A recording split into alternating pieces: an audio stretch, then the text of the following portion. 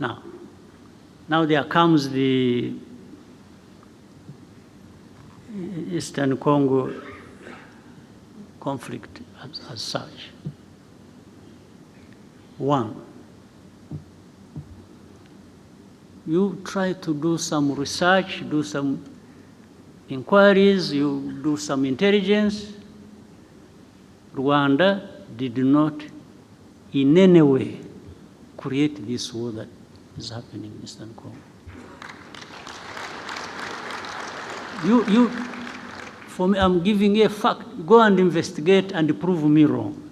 Rwanda never got involved in starting this fighting that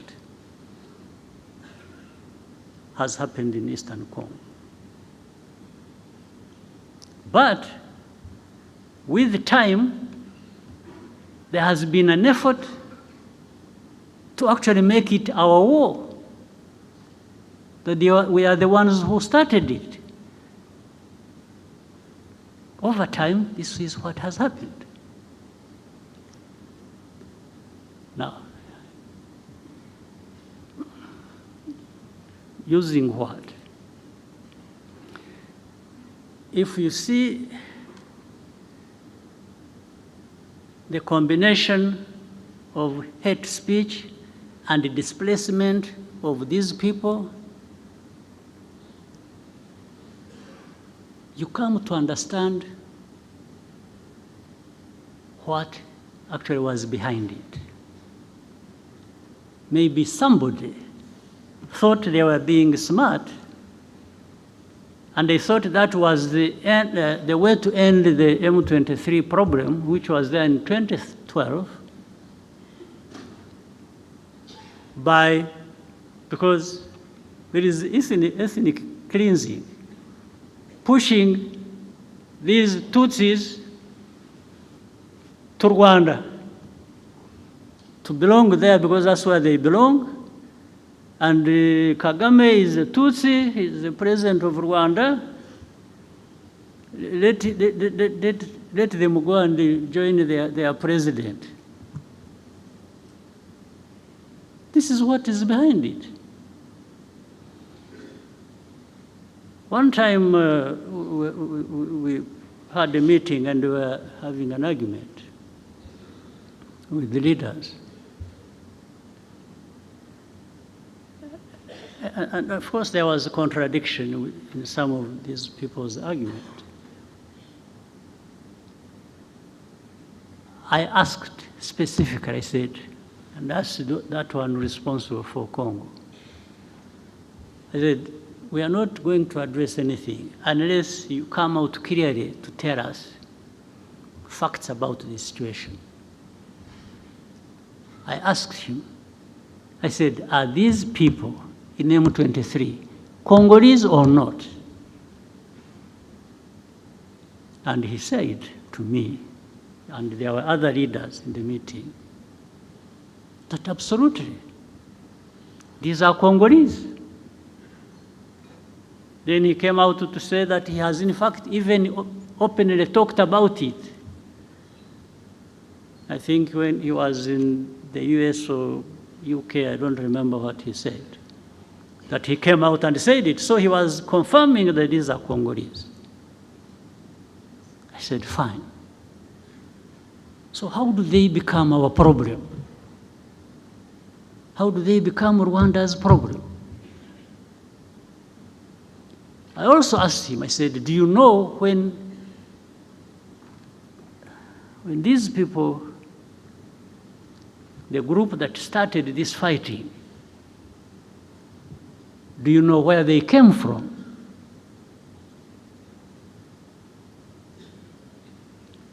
In fact, before he answered, the president of the country where they came from is the one who said it. He said, yeah, no, actually they came from, this man refused to solve their problems, and they decided to cross the border and go back where they belong. So then I asked him again, I said, so how do you keep associating Rwanda with this problem? I even asked him, I said, why did you, the other day, bomb our territory? Because they had been sharing with artillery, heavy artillery across the border onto our territory in Kinigi. There are people here who know it. I said, why? What are you doing? What do you want? And he just said, no, but this, they should go back. I said, go back where? Those who came here, they were about between 500 and 600 when they ran away on 2013. There are those who crossed and came here, about between 500 and 600 fighters with their arms. What we did, we put them in a camp in, what is this, former Kibungo, Ngoma areas. That's why we put them as refugees. And we removed the arms, actually handed back the arms to government in Kinshasa. This they know, they can't even deny.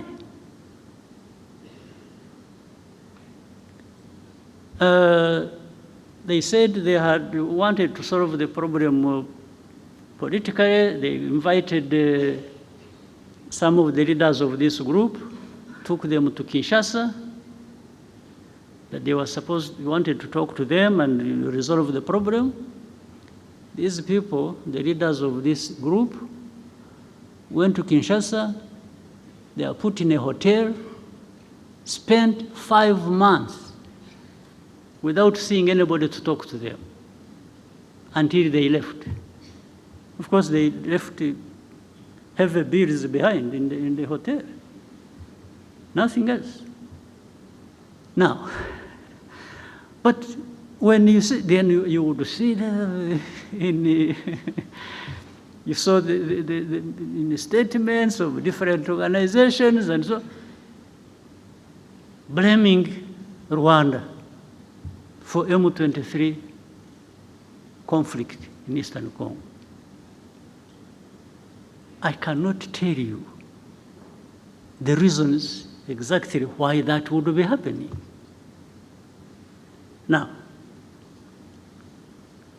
but I would ask people so. You may associate us with M23. You may blame us for everything, M23. What do you say about FDLR that is in Eastern Congo for the last 30 years, more or less? I thought even the forces, the UN forces that were put in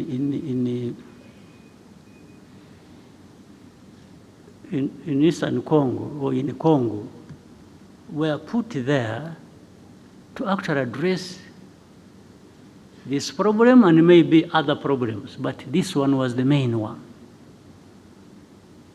But you've been there for decades. It has been so costly, but the problem is still there. And then some of them tried. The government said, no, they are not there, we don't have FDLR, and then we would give them names, but these are the leaders, 1, 2, so and so and so and so and so, they are in this location.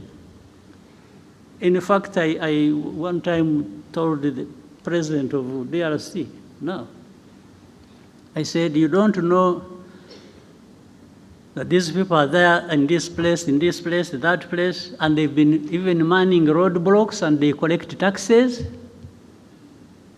He says, so he remembered.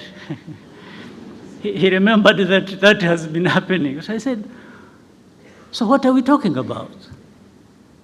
You have FDLR who have taken over territories in Eastern Congo and are collecting taxes, and you are telling me they are not there? So anyway, when all this came to some point, and this war was raging, and this time it turned into where the government in Kinshasa wanted to, they mobilized the people, they thought they would now throw M23, push them into Rwanda. And this still remains, by the way, the aim. This is the goal. So I told our friends, these powerful friends of ours, I've even said it publicly,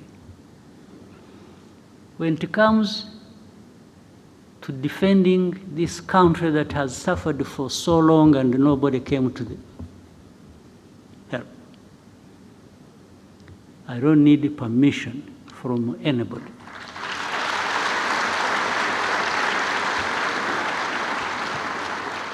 To do what we have to do to protect ourselves. I have said it in broad daylight. I have said it to those who matter in this problem. And that's what is going to happen. You go home, sleep, don't do anything.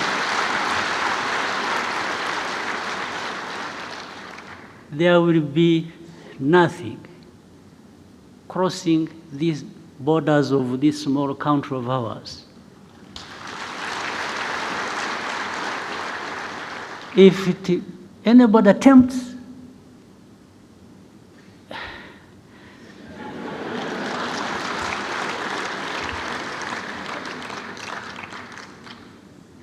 so ntimugatinye ibitumbaraye.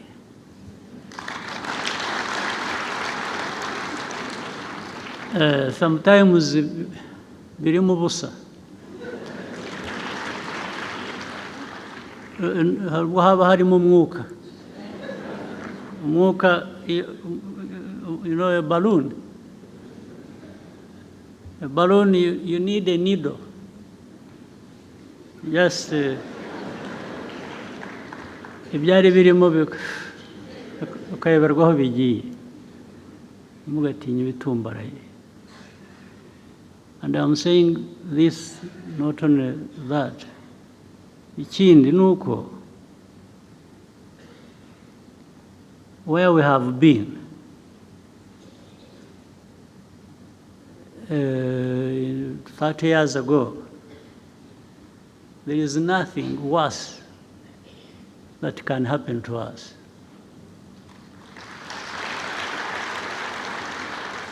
Also, that means if you ever put us in a situation where we have to think like it's going back to that time,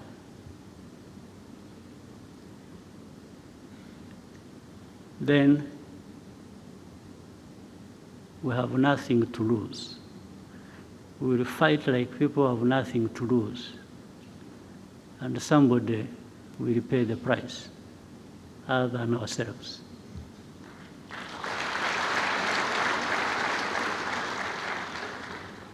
You have seen, I have not answered these insults that are coming from the south, from the west. Those ones don't kill. So I cannot go, that's not us. But they will learn something with time. They learn something that they made a big mistake. Absolutely, a big mistake. That's why I was telling the young people, happily who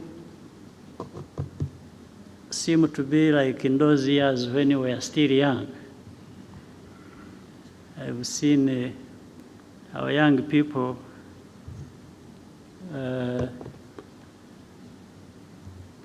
they are really ready to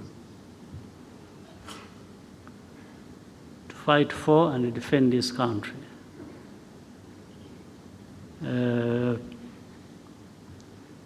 But we don't provoke any situation. We don't, in fact, we've even refused to be provoked. We are provoked and we ignore it for as long as it hasn't crossed a certain line. But the rest, these are just words, people talking and here and there, blaming us for everything and making us carry our own burden, but also other people's burden. No, we carry our own burden. We know our burden we have to carry, but making me carry somebody else's burden is going to be a problem. It's really going to be a problem. It won't happen. So, for the defense of this country,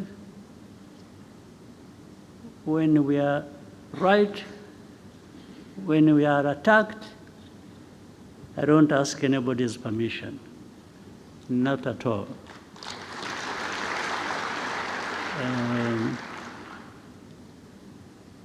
So the country is safe, is secure, and will always be.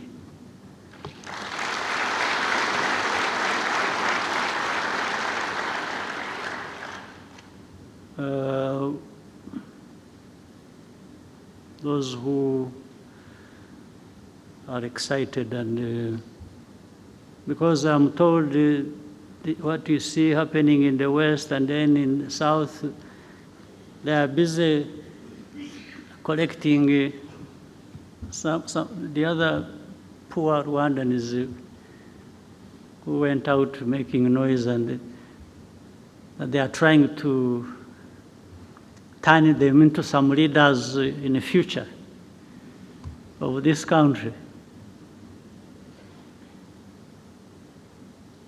I'm not sure. I'm not sure because some of them either will be brought here by those people who are sent away. They will get tired of them and say, or I will go and collect them and bring them home and tell them how they were mistaken to live in the first place. So, Prime Minister, I think you have had enough time to write your speech. So I think I'm going to invite you to. So I wish you a good year. I wish you happy life and many years ahead. So asanteni sana.